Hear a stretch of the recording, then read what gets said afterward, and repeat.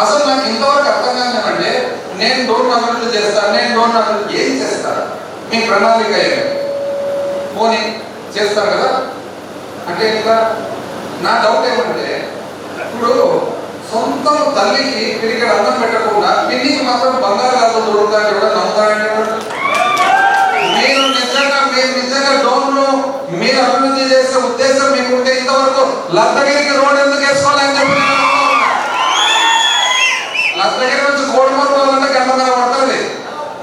మీరే తిరుగుతారు రోజు గుంతలు ఎగురుకుంటా గుంతలు ఎదురుగా మీ రోడ్ వేసుకోకుండా దోమలు మనకు రోడ్లు వేస్తారండి. ఎందుకు వేసుకున్నాం కాబట్టి ఆల్రెడీ రోడ్లు ఎందుకు ఉంది మనకు చివరికి లాస్ట్ చంద్రశేఖర్ నాగభూషణ్ చెప్పి గుడ్డలపల్లికి కూడా రోడ్ వేస్తుంది.